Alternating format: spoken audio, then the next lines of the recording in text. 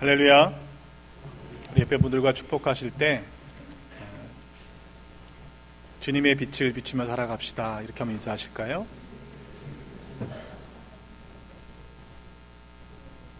주님, 우리가 또한 그 빛을 발하는 삶을 살아가는 복된 사명을 받았습니다. 세상을 비춰감으로 말미암아 세상의 어둠들을 물리치시는 모두가 되시기를 주님의 이름으로 축원합니다. 요즘 뉴스나 신문 기사들을 보면 좀 답답하시지요. 안타까운 소식들이 많이 들려옵니다. 그런데 우리가 너무도 그런 전쟁이나 재난과 같은 소식들을 자주 듣다 보니까 둔감해지는 경향이 있어요. 웬만해서는 놀라지도 않습니다. 그래서인지 사람들의 흥미를 끄는 일들은 흔히 일어나지 않는 소소한 일들, 자그마한 일들에 우리의 관심이 쏠리는 것들을 봅니다. 매일매일 반복되는 일상적인 일들이 실은 더 중요하지만 사람들은 가끔씩 일어나는 일들에 마음과 시간을 더 빼앗기곤 하지요. 본질과 비본질이라는 단어로 한번 바꿔 설명해 보면 이렇습니다. 우리가 본질적인 것에는 중요한 것에는 관심을 두지 않고 오히려 비본질적인 것, 덜 중요한 일에 우리의 마음과 시간을 쓰는 경우가 많다라는 이야기입니다. 영적으로도 마찬가지입니다. 사탄은 끊임없이 우리로 하여금 본질적인 것들을 놓치도록 회방하지요. 중요한 것에 우리가 집중하지 못하도록 엉뚱한 일에 우리의 관심과 우리의 생각들을 메어 놓을 때가 얼마나 많이 있습니까? 지나놓고 보면 정말 아무것도 아닌 일들인데 그러한 일들 때문에 우리의 모든 삶이 얽히고 설켜서 허송세월로 시간을 보냈던 적들이 얼마나 많이 있었던지요. 지금 우리가 오늘도 시험하고 있는 문제들을 한번 잘 살펴보시기를 바랍니다. 영혼이 살고 죽는 그런 심각한 문제들이 아닌 경우가 대부분입니다. 사소한 일들로 인해서 서운할 때가 많고요. 그것으로 인해서 생겨진 문제들이 우리의 삶의 전체에 영향을 주는 일들로 커지게 되는 경우들을 종종 경험합니다.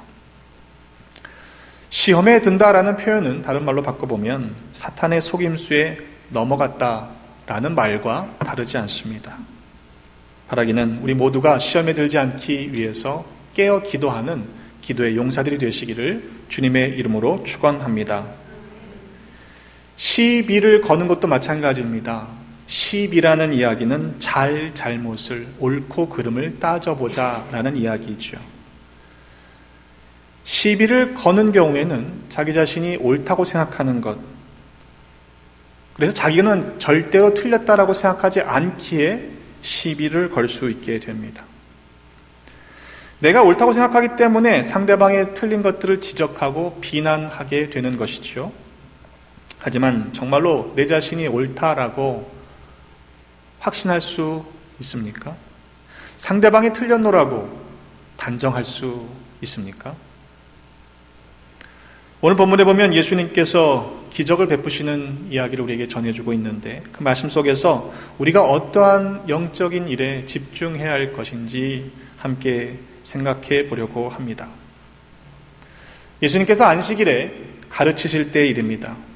회당장이 예수님께서 안식일에 병 고치시는 것을 보고 분을 내지요. 그리고 무리에게 말합니다. 병 고치는 일들은 안식일에는 하면 안 된다는 것입니다. 아니, 한 주에 6일 동안 일할 수 있는데 그때 고치면 되는 것이지 안식일에 할 이유가 뭐가 있냐라는 것이죠. 그저 따끔하게 충고하는 정도가 아니었습니다. 회당장이 분을 내었다, 화를 냈다, 이렇게 말씀하고 있습니다. 회당에서 일어난 일입니다. 회당장이라고 했으니 아마도 자기 자신이 그렇게 화를 내는 것이 마땅한 일이었을 것이죠.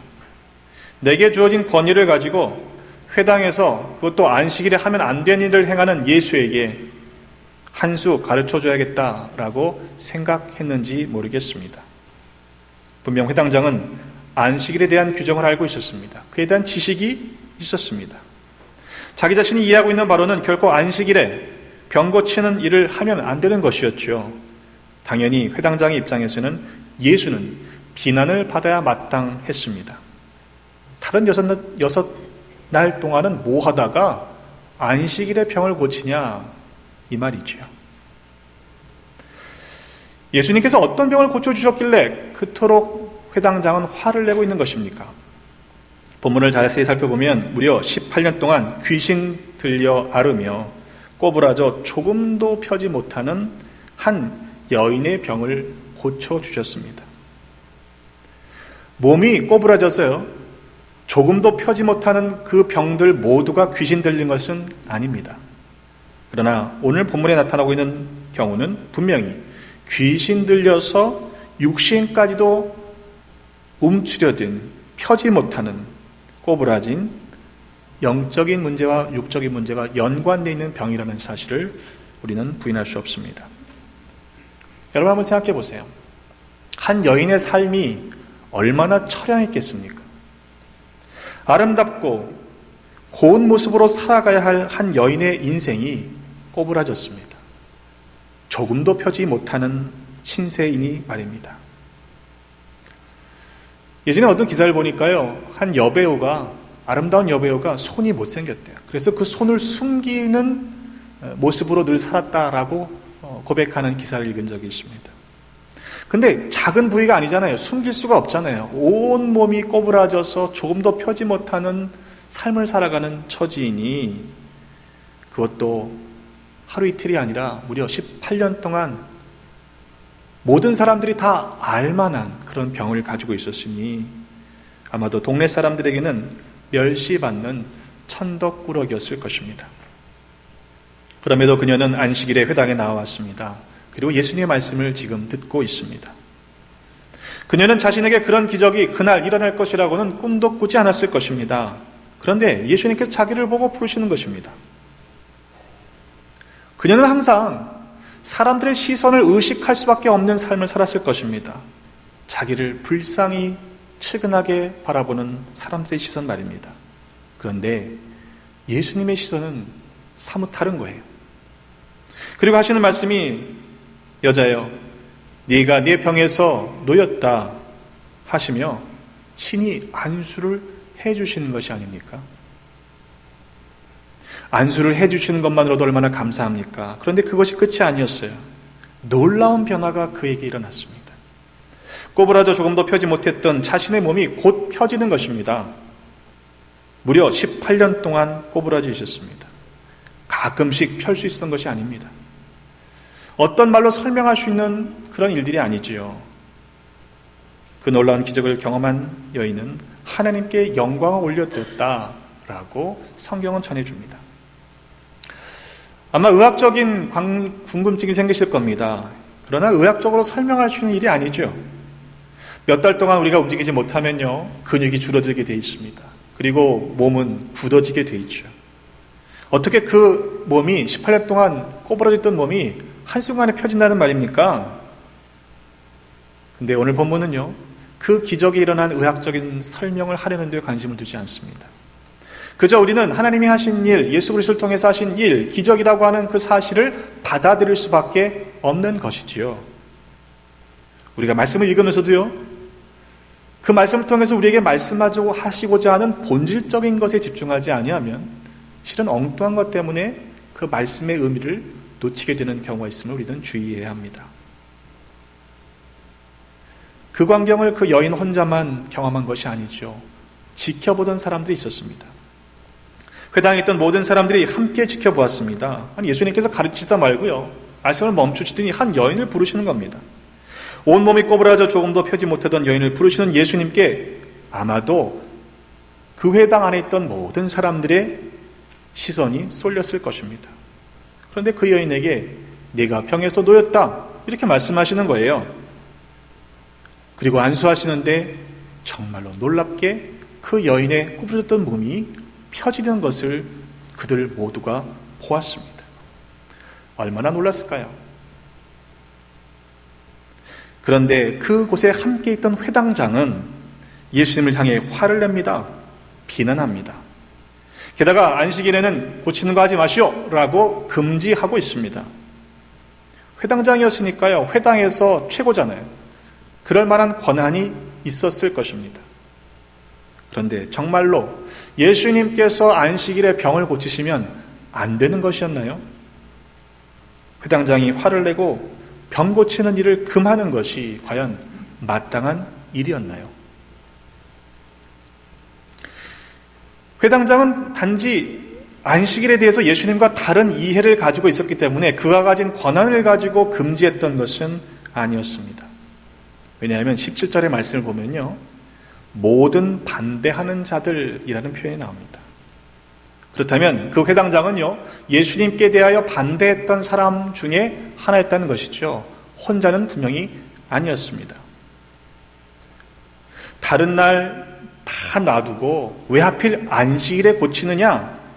그것을 잘못이라고 지적하는 것처럼 보이지만 실제는 예수님을 반대했기 때문에 그런 말을 했던 것이지요.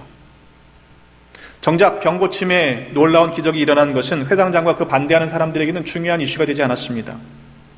그 일이 어떠한 일이든 간에 예수님을 반대하는 사람들에게는 예수님이 행하시는 모든 일들이 못마땅한 일이 되었을 것이기 때문입니다. 종종 말씀드리지만 삐딱한 시선은요, 삐딱한 자세를 가지고 있기 때문에 그렇게 보이는 것입니다. 서로의 입장이 다르기 때문에 다른 견해를 갖게 된다 이 말입니다. 예수님을 반대했던 사람들이니까요. 예수님의 반대편에 서 있던 것이죠. 입장이 달랐으니 당연히 예수님이 행하시는 모든 일들이 마음에 들었을 리 없었을 것입니다. 실은 안식일에 행했느냐 안 행했느냐 이건 저들의 관심사가 아니었어요. 안식일에 대한 논쟁이 아니라고 말씀드리는 이유는 이 사건이 안식일에 대한 사건이 처음 일어난 일이 아니었기 때문입니다. 누가복음 6장 1절로 11절에 보면 안식일과 관련된 두 가지의 이야기가 나옵니다. 한 안식일에 예수님께서 밀밭 사이로 지나가십니다. 제자들과 함께 지나가실 때 제자들이요 배가 고프니까요 밀 이삭을 잘라서 손으로 비벼 먹었습니다. 바리새인들이 따지지요. 어째 당신들은 안식일에 해서는 안 되는 일을 행합니까? 그때 예수님께 대답하십니다.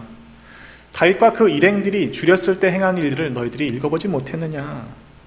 다윗이 하나님의 집에 들어가서 제사장들밖에 먹지 못하는 그 제사를 위한 떡, 진설병을 먹고서 자기 일행에게도 준 적이 있지 아니하냐?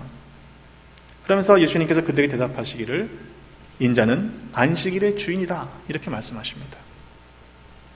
안식일에 대해서 잘못 생각하고 있다고 할지라도 예수님께서 그렇게 말씀해 주셨다면 그러면 생각이 좀 바뀌어야 되는 거 아닙니까? 그런데도 저들은 여전히 자신들의 입장을 바꿀 생각이 없었습니다. 그래서 예수님은 다시금 또다시 또 다른 안식일에 기적을 의도적으로 행하고 계십니다. 또 다른 안식일에 예수님께서 회당에 들어가서 가르치시는 중이었습니다. 근데 거기에는 오른손이 오그라든 사람이 있었습니다. 율법학자들과 바리새인들은요, 예수를 고발할 구실을 찾으려고 예수가 안식일에 병을 고치시는지 엿보고 있었다라고 성경은 기록합니다. 예수님이 그들의 생각을 아셨어요. 고발할 생각을 가지고 있는 사람들이 나를 엿보고 있는 걸 알았으면 안 하시면 되잖아요. 그냥 가만히 계셨으면 될 일이지. 예수님은 그 생각을 아시고도 기적을 행하십니다. 손이 오그라든 사람에게 말씀하시죠. 일어나서 가운데 서라. 그래서 그는 일어납니다. 근데 그를 세워놓고 예수님께서 그 고발하려고 엿보고 있는 사람들에게 율법학자들과 바리새인들에게 이렇게 말씀하십니다. 너에게 한번 물어보자. 안식일에 착한 일을 하는 것이 옳으냐? 아니면 악한 일을 하는 것이 옳으냐? 목숨을 건지는 것이 옳으냐? 아니면 죽이는 것이 옳으냐? 예수님께서 그들을 모두 둘러보시고 그 사람에게 명령하십니다. 손이 오그러든 그 사람에게 내 손을 내밀어라. 그렇게 말씀하셨는데 그 사람이 그대로 순종하죠. 손을 내밀었을 때 그 손이 회복되었다고 성경은 우리에게 증언합니다. 아무리 주변에서요, 예수님이 행하시는 일, 안식일에 병을 고치시나 안 고치시나 고발할 그 핑계를 찾고자 엿보고 있다고 할지라도 오른손에 오그라들었던 사람의 손이 펴지는 걸 보면 그들의 생각이 좀 바뀌어야 하는 거 아닙니까? 아니, 즉시는 바뀌지 않더라도 회복되는 것을 보았다면 야, 저분이 누구이시지? 라고 그들의 판단을 조금 유보하는, 판단의 여지를 남겨두는 것이 마땅한 것이 아니었을까요? 하지만 안타깝게도 성경은요, 그 이후에 사람들의 반응을 이렇게 기록합니다. 그들은 화가 잔뜩 나서 예수를 어떻게 할까 의논하였다. 이 세번역 번역의 표현이에요. 실제로 매여있던 인생은 귀신 들려 18년 동안 꼬부라져 조금도 몸을 펴지 못했던 그 여인만이 아니었던 것이죠. 율법의 문자의 규정에 얽매여 예수님께서 행하시는 놀라운 일, 안식일에 병자를 고치시고 회복시키시는 주님, 그 살리시고 고치시고 창조적인 생명의 일들을 행하시는 그 놀라운 일들을 누리지 못했던 회당장과 그 반대자들 역시 매여 있었던 것입니다. 육신적으로는 아닐지라도 저들의 영적인 모습은 꼬부라져 있었습니다. 조금도 펴지 못하는 영적인 갇힘 가운데 매여 살았던 것이 실제 저들의 모습이었던 것이죠. 저들은 같은 기적 현장에 있었습니다. 그러나 그 여인은 풀림의 자유를 누렸고 어떤 이들은 그것을 통해서 오히려 예수님을 더 대적하게 되었다는 것이 우리가 그 말씀 속에서 보아야 할 팩트입니다.